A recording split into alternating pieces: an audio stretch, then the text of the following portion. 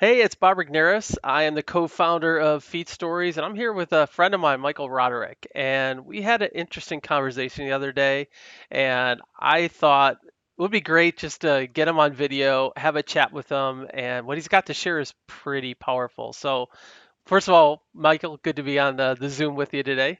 Yeah, you as well, Bob. I'm excited to dig in. So let's talk about first the specific problem that we're looking to solve right now. Let's start there. Yeah. So very often people who are in that coaching and consulting space are usually very good at what they do, right? They've spent a lot of time developing that expertise and they're good at doing it for the client, right? They've got that kind of part sort of nailed down. Yeah. But the thing that they tend to struggle with probably the most is explaining to others the value in the context of like, why should I buy this, like why is this worth it, right? And the way that I often think about it is they forget to give themselves an F. So most coaches and consultants will say, this is what I do, and they'll give you their background, Right. all the expertise, etc. But they don't say, this is what I do for the client, That and is really break that down. that is so huge, and I- it goes. I mean, you and I have the same issue. You and I kind of challenge each other sometimes on like, okay, let's really figure this thing out. But Yeah. it's a common thing, and I don't think there's any shame in it. No. And I think what you have to share today is going to be really excellent. It's an excellent tool because I think we all default to, oh, what do we do? So we just start listing off everything we do. It's like we're describing the hammer and the screw, and what we don't talk about is, well, we hang pictures Yeah. or we repair, right? Like we start Exactly. describing all the amazing things we do, and we don't get right down to like the essence of what we do. And I think that's what's really critical about what you're going to teach today. So Yeah. is this for anybody that shouldn't be paying attention to this? Well, I think if you're not really clear on your why, like what it is you're like, who you really want to serve, I do think that you kind of need to get to that place first. So I think if Okay. you're like very much a beginner and you're still trying to figure out, well, what is my business and what am I doing with people, this probably isn't going to be as useful. It can be somewhat useful. It can give you a little bit of clarity, but I think who this serves the best are those people who like, they've got it. They know what they do. They've got it nailed. They're great at it. But it's that disconnect between how others see it versus how they see it. Cool. So one thing I always like to ask people is like, what's the defining story? Like, what got you into this? Because your background is really interesting. So I don't want you to go on a 10-minute tirade, but kind of like Sure. how does your background connect to the work you're doing right now? Yeah. So my background connects to it because I this was me, right? I was very well known in the early stages of my business as the networking guy, right? And Yeah. everybody like wanted me to teach them sort of how to be a connector and all of these different types of things. But I learned very quickly that while I had all of these frameworks and models of relationship building that I could teach people, it wasn't something that could really sell very easily. And the reason for that was there were far too many variables to why Mm. somebody would be successful once they had the information. So, what I had to do was I had to say, well, okay, let's just take networking out of the equation because it is far too amorphous. What is it that I'm actually teaching people? And I often like to say that your best copy comes from your clients' mouths. And what I Yeah. saw was I was having a conversation with one of my clients who had been successful, and she said, "You made me referable." Oh, And the second that I heard that, I said, "That's the word. That's the word." And that's where I started to develop this idea of creating a referable brand and thinking about the idea of referability in a business. And that's when I said, wait a second, how do I do that for people? And I think that so often what ends up happening is we just kind of do, and we don't say, how did I? Right? Yeah. Like we don't sit Yeah. down and say, like, how did I do it? And then when I started to look, I was like, oh, wait a second. And patterns are always the precursor for frameworks, right? So every time that you notice a series of patterns, it is basically the breadcrumbs for you to develop your own frameworks, right? Build out your own ideas. So I noticed patterns in terms of what were the questions I was always asking people? What were the things I was always digging into with them? I said, oh my God, I can make a framework. Not only can I make a framework, I can make a couple of different frameworks, and I can create a tool that helps strip the jargon from people's presentations about what it is that they do.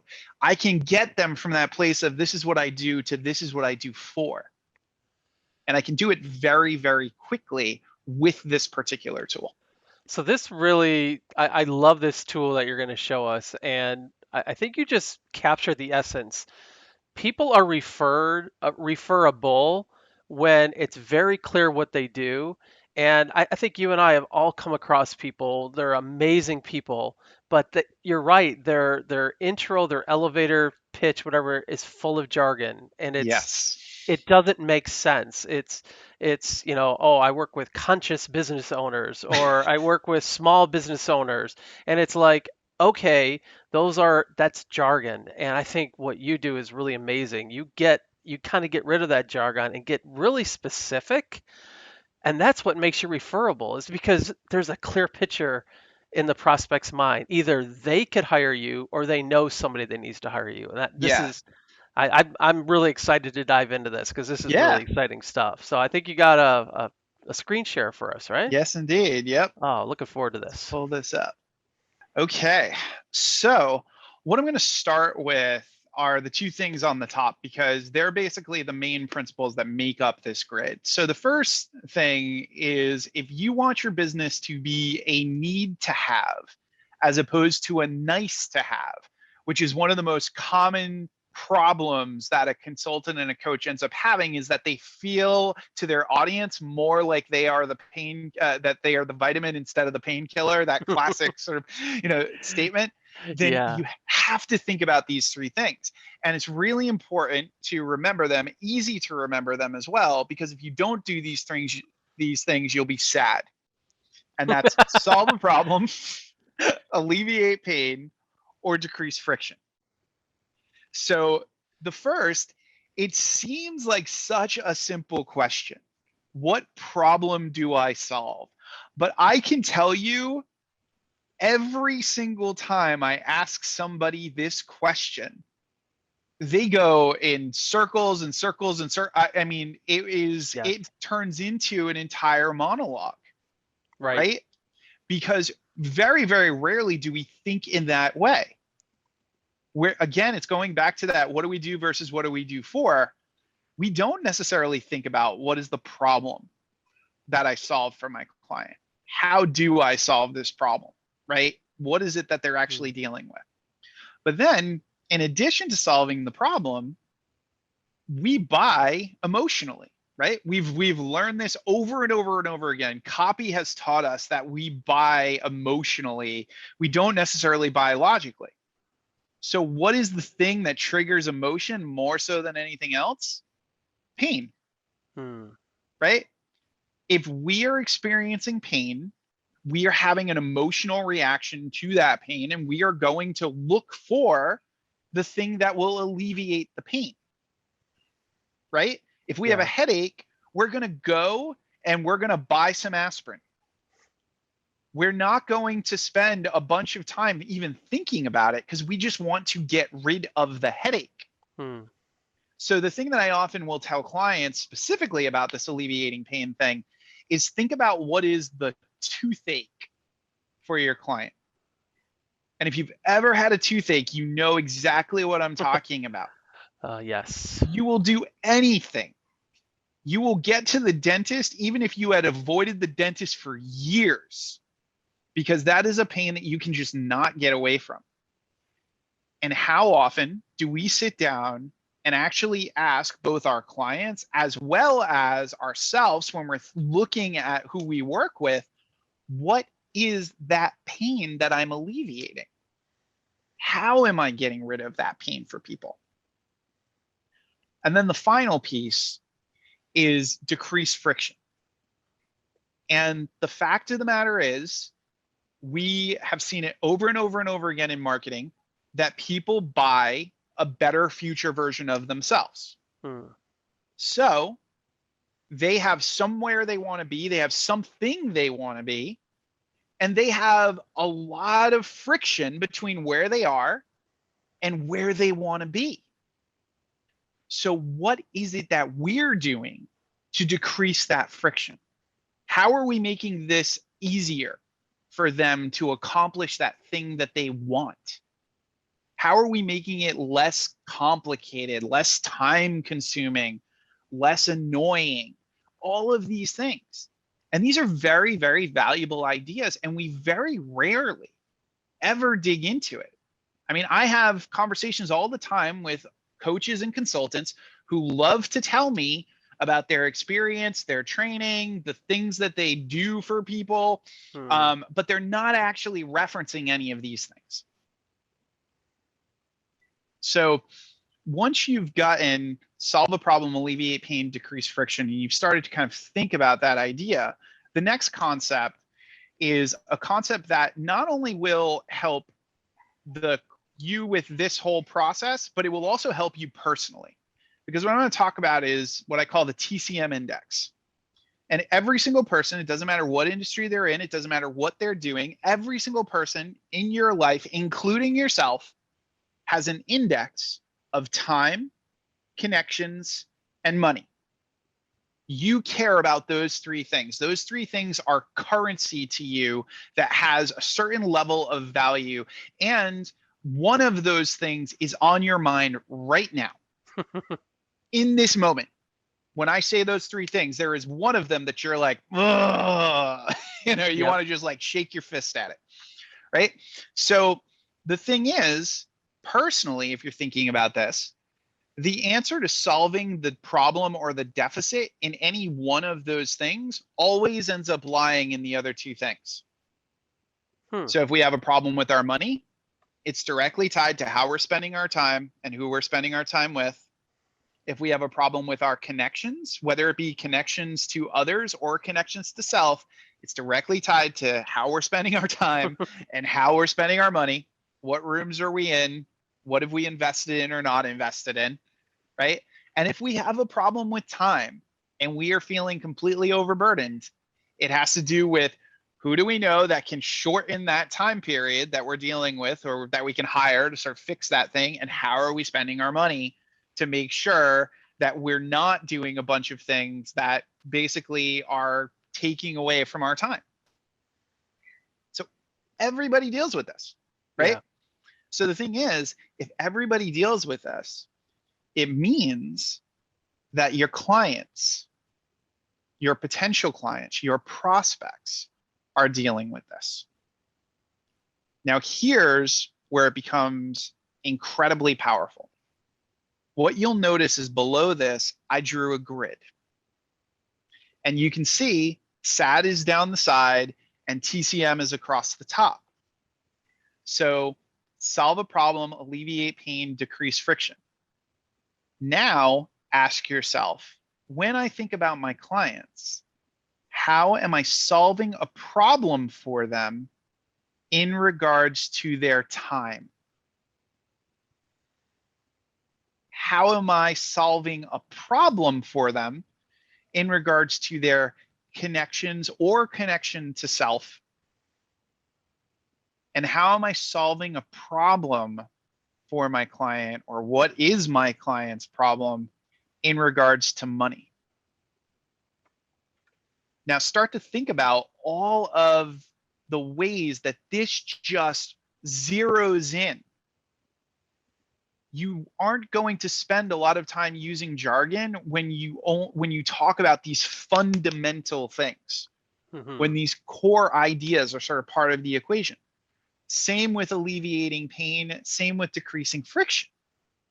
So if you actually take this and you start digging into each of these, what ends up happening is you end up with 9 different ways to describe what it is you are doing for your clients. I love this. Thank you. Now, here's something interesting, and I know you talk about this. I was on a prospect call with somebody 2 days ago, and what we do is we help people create video. And one of the problems we solve, she said, I spent 2 hours trying to create a bio video, and it's still not done. Yep. So like I'm looking at the time thing there and I'm going, boom, like we can help you create a bio video in 30 minutes, Yep. right? And you don't even have that doesn't even get to all the editing and production, right? So Exactly. that right there is like, yeah, that I could see how we solve the problem of you spending 2 hours of your day and completely wasting it trying to get a video done. I love that. Yeah. And if we just go down the list with your business, right? Like we just do like a really quick sort of breakdown of this, right? You're Sure. solving that time problem, but you're also solving a major connection problem for them. Because for Yeah, a lot of these people, they're not using video, right? So they're right. missing all of these connections. They're missing all of this opportunity because they're not doing that. And then once you add your work into the mix, now they get that opportunity to make those connections. Yeah, and they say in their own words, they say like I'm not connecting with the right clients. They literally tell me that, I'm not Mm-hmm. connecting with the right people, and then that shows up in their bank account, right? Yep. So they're not, it's taking them too much time to create video. They're not making the connections, and it immediately affects their bank account. I love Yeah. that. Yeah. And that's the thing, right? So the money problem that is popping up, is there are any number of money problems that can come up. One is that they're spending a bunch of money on things that they don't need to spend money on because they don't Mm, understand video, right? So they're yeah. buying a bunch of apps that they probably don't really need. They're buying a bunch of technology that they don't really need to try and do all the editing themselves and all of that. How many people end up spending an obscene amount of money to basically create a video just because they saw somebody else's video and they're trying to parrot what that other person did? I talked to somebody last week who has $5,000 worth of equipment that he never used. Yep. Yep. And that's the thing, right? And what's interesting about that, right, is what you just did is you took it from solving a problem to a pain. Yeah, Because that is a money pain. That is a punch in the gut, isn't it? yeah. To be like, I am sitting and looking at $5,000 worth of equipment that I have not used. It's a pain and it's an embarrassment. They felt Yeah. like really embarrassed. Yep. Yep. So the thing is, when you tap into that, right, and you talk about that, what you're describing right there is what I like to refer to as a target problem, right? Mm, Because most of the time, we in marketing, we talk about the idea of a target market. And we say, okay, well, let's get very specific about like who am I selling to, and am I selling to dog owners in Peoria who love Pokemon, or we get like super super specific, yeah. and nailed down. But do we ever spend the time to say, how do I create a target problem? How do I make a very very specific problem that somebody hears and says, oh my god, that's totally me? And I can promise you that anybody watching this who spent an obscene amount of money on video equipment probably just got a lump in their throat when they heard about the $5,000 person because they spent 25,000, right? Yeah. Yeah. Right? Yeah, and that's true. I've had clients who have hired like Hollywood style producers, like video crews that were in excess of that. It was like $50,000, and it was Yep. like, yeah, they got nothing out of it. So Yeah. there you go. Yeah, I didn't even think of that. Yeah. Yeah. And that's the thing, right? So, and the point that you just made is probably one of the most important points about that grid. You said, I didn't even think about that. And this is the thing, we go back to the whole sort of classic, you know, acres of diamonds story, right? Where the farmer uh, goes off to seek all of these diamonds and doesn't ever find them and jumps into a river and drowns. And then the farm that he sold is where all of the biggest diamonds are, Right. right? We do the same thing all the time because we have all these great ways to describe like what it is that we do, but we're running around trying to find somebody, some other platform or something else that's going to tell us how we're going to market ourselves, when really what we need to do is just sit down with a grid like this and say, well, what am I actually doing for my clients? How am I incorporating all of these different types of things? And the thing is, time is one that you can spend all sorts of time on, right? Yeah. Connections, we can go in all sorts of different directions to connections, especially if we look at connection to self and being true to ourselves and being honest with Mm. ourselves, right? And then Yeah. money, we can talk about making more money. We can talk about saving more money. We can talk about losing money. We can talk about wasting money. There's so many different angles that you can explore when you actually start to get more specific. And one of the things that we often forget about is that we become significantly more creative the more constrained we are. Interesting. Yeah. The more constraints that are put on us, where it's like, okay, you can only kind of work with inside of this circle, we suddenly start to have to become way more creative because we have to figure out, okay, well, how does this actually work inside of this, this particular range? Okay.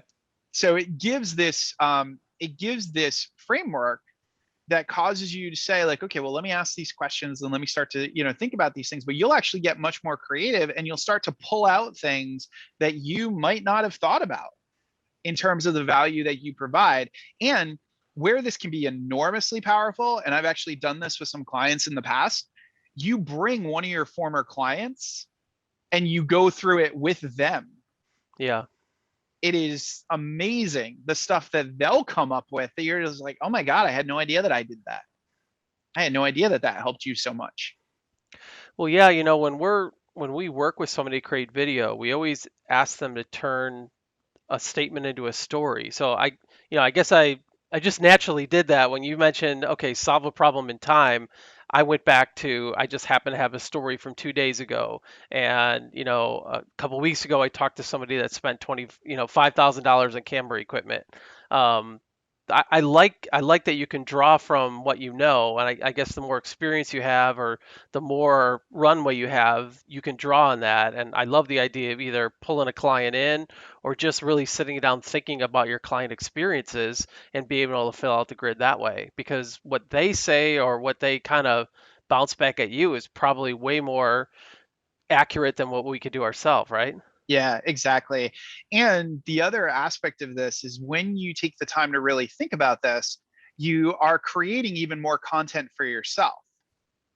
Yeah. So we've talked through these ideas. If decided tomorrow to make a video about that, person who realized they had, lost a bunch of equipment or spent a bunch of money on equipment, now you have a piece of content. You have a story that you can send out there. You have something, and it's already kind of all kind of put together for you. And I often will recommend when people are filling this out to think about, well, what are some stories? Because that can Yeah. become content for you. When you tell the stories of those experiences of somebody helping alleviate someone's pain, helping decrease someone's friction, helping someone solve a problem in regards to their time or their money, and all of those different types of things. And those specifics is what, as we get back to the whole reason for this conversation, is these specifics is what makes you referable. Yes, exactly, exactly. And the thing that we often forget about is that we refer other people because it makes us look good, Hmm. right?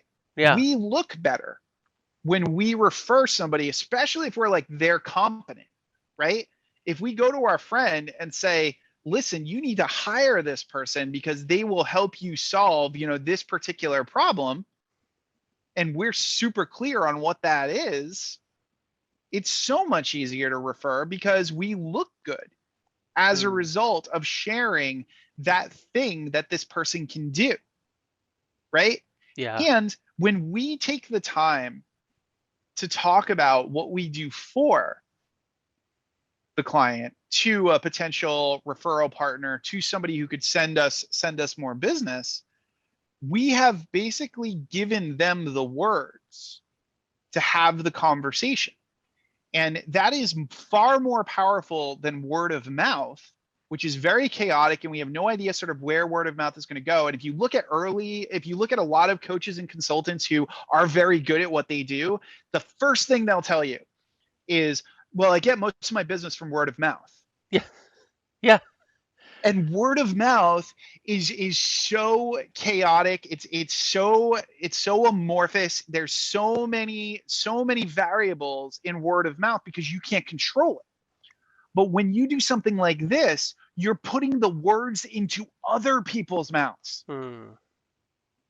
And then they go and they say exactly what you want them to say. Isn't that so much better Yeah. I than love that. hoping somebody's going to have some word of mouth about you? Yeah, I really love that.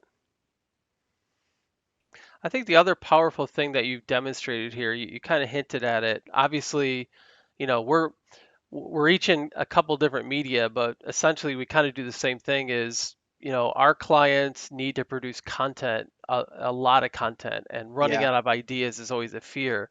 What people maybe don't know about you is you write a daily email. Yes. Like, and I don't know how long have you been writing that daily email? Since 2017. Okay. Yeah. So like we're in 2021. So like the thought of doing that even for 30 days is daunting to somebody. Yeah. Is this kind of one of the tools that you use to be able to have the ability to do that? Exactly. Yeah. This tool is I teach a course specifically focused on writing consistently. And one of the things that I do within the course is I give them this grid and I basically say, okay, answer these questions and then start to ask yourself, well, what are stories that you could write? What are things that you've seen? And basically, if you fill out just this part of the grid, if you fill out these nine answers, well, you have 9 pieces of content. But I'm going to show you something that's even cooler. So if I scroll down, you'll notice that there are 5 different filters that you can put this through. So you've got professional, personal, inspirational, aspirational, and problematic. Hmm. So if you put it through the professional filter, you're talking about business. You're talking about, you're giving people sort of a straightforward, like, here's the business lesson, here's the, type of thing. But if you put it through the personal, you start thinking of all the personal stories, all the things that you've personally experienced, all the things that your clients have experienced. So now you have 9 more versions of content to write, things that you can explore, things that you can play around with, right? Hmm. Then, if you put it through the inspirational lens, you start to ask yourself, well, what type of thing could I write that would feel very inspirational, that would make somebody feel excited and really sort of get them into that place of like, wow, this is amazing. I'm so jazzed about this particular idea. And then you take all 9 of those through the inspirational lens. So we're already up to 27, right? So Yeah. you're already close to a month's worth of content. So then we look at the aspirational, which is all of the things that people want. So you can start to look at this through the lens of what are those perceived better future versions of themselves that your clients want. And you can then take all of these concepts and put them through that lens and start writing about what is the aspirational side of somebody achieving solving that problem, Hmm. alleviating that pain, decreasing friction. What is the story that you can tell so that we aspire to whatever that next level is, whatever that next thing is? And then you can go to the last one, which is the problematic, and you can find a toothache for all 9 things. Hmm. So we're well over a month's worth of content prompts. And in every single content prompt in that little square, you could break that down in so many different ways. So every little content prompt could be 5 or 6 different pieces of content. So hundreds and hundreds of pieces of content of writing that you could just brainstorm. So you've got a month's worth of ideas and concepts to write about in roughly about 30, 45 minutes. Why do you think I mean, why would you say that what you do in terms of writing a daily email or even starting like every other, like what's the value in that? Why do you think that has been important for you? Yeah. So the most important thing is that I understand my audience, I understand my market better than most of the people Hmm. that I work with. And the reason for that is that I am in a conversation with my market every single day. We always think about our writing as if we're giving a monologue. But the Hmm. truth is, we're having a dialogue. So every time we write something to our audience, every time we share these ideas and these concepts, they're responding in some way. Hmm. And if they're responding, that's telling us something, isn't it? Yeah. And one of the things that I often say in this course, because a lot of people struggle with that initial like getting over the hump, is that it's not promotion, it's market research. Hmm. Yeah. That's what you're doing. So I write every day because I learn about my market. And when I learn about my market, I learn about which of these pain points my market is frustrated by, is worried about, and that helps me build products and services.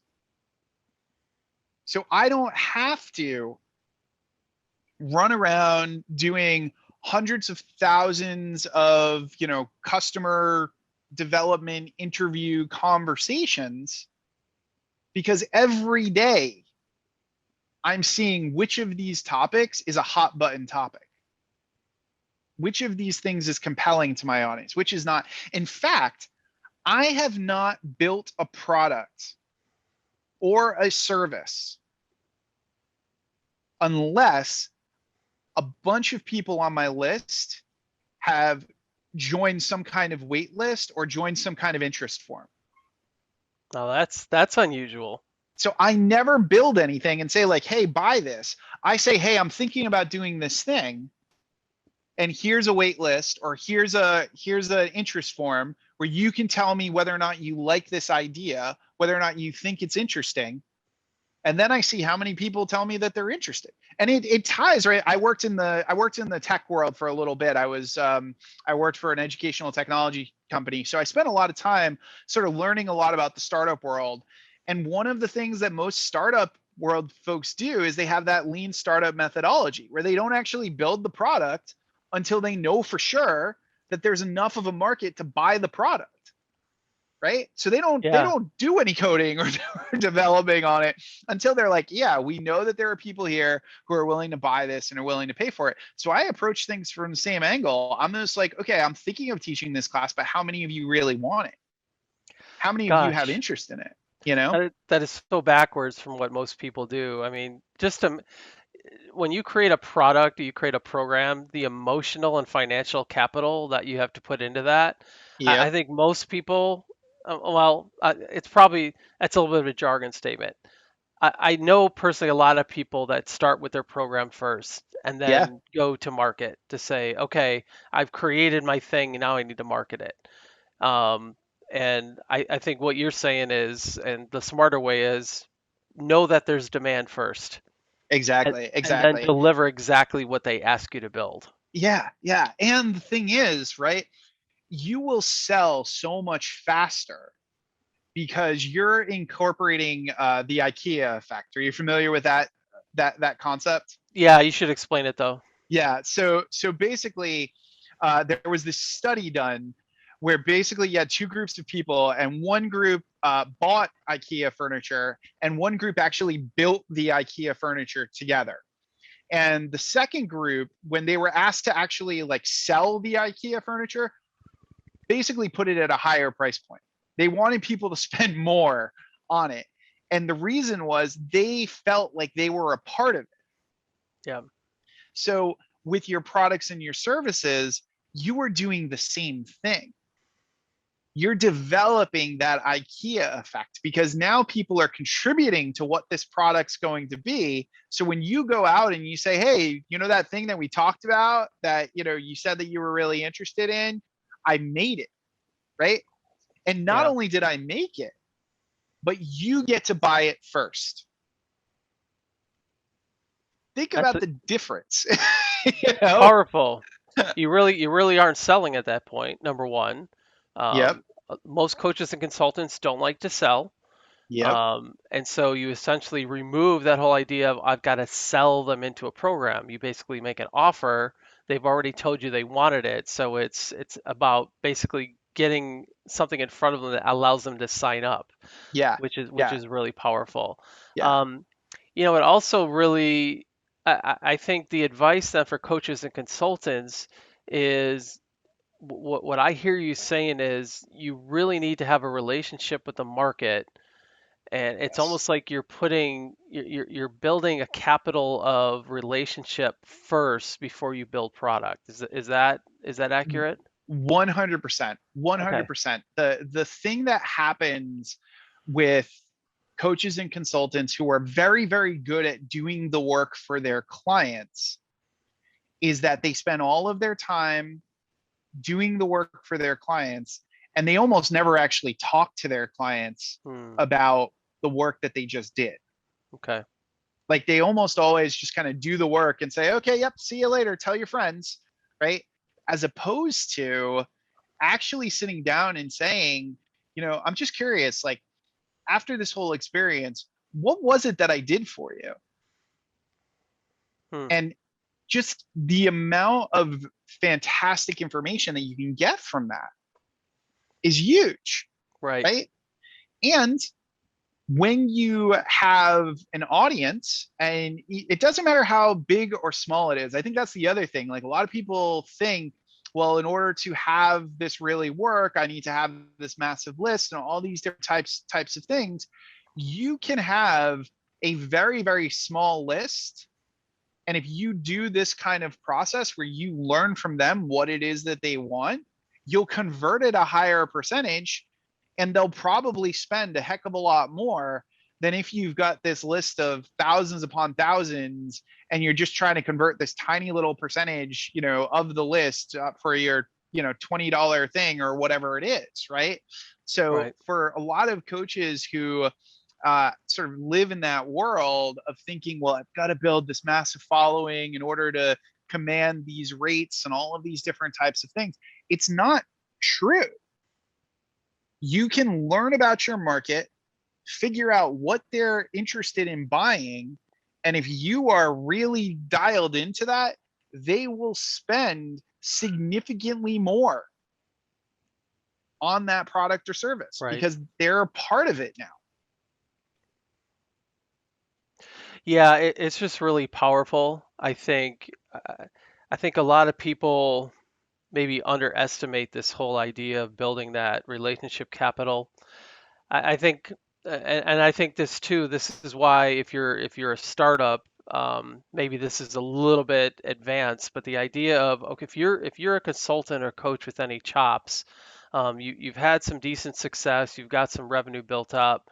Part of your job now is to really expand your platform and to communicate with that market and really take a stance. If you truly help people, you have a responsibility to let Yeah. people know about this. And the better you could clarify what you do by using a tool like this, the more lives you're going to impact, and it's going to, on the M side, it will increase your reward, your financial reward. And I hate seeing coaches and consultants stuck. There's a lot of brilliant people that really can't get past the whole idea of, well, how do I get myself out there? This is just a really fantastic device that you created, and I think it's going to create a lot of confidence for folks. So, Thanks. um, tell me a little bit, like, so you do write this daily email. I would Yeah, love, I think that's probably the best way for people to get started with you. How yeah. can they sign up for your daily email? Yeah. So if they go to my my website, smallpondenterprises.com, you can get basically there's a free download on there, and when you get that download, it's actually it's really relationship focused. It's called Hang with Your Heroes, and it kind of helps you sort of understand all of this behind the scenes kind of relationship stuff. But there's also a lot of stuff around this referability idea that you can dig into, and that's where you can sign up for the mailing list. Once you get the PDF, you get a little thing that says, hey, check out the mailing list, and kind of goes from there. Cool. Give me the URL one more time. Sure. It's smallpondenterprises.com. As in big fish in small pond. Yes. Yeah. Yeah. Well, this is amazing. This really to me addresses two big concerns. The whole idea of referability for a coaching consultant is huge, and I think the whole idea of if maybe that's not an issue for you, the idea to be able to use this tool to help you create content, whether you're a writer or a video producer or anything like that, the idea of using this tool to really expand your vocabulary, to explain better what you do from an impact standpoint. This is just a really valuable tool. I so appreciate you taking time to share it with me today. Yeah. Thanks so much for having me. I really appreciate you taking the time to hang out. Awesome. All right. Well, everyone, we'll see you next time. Thanks for listening in. Appreciate all your time.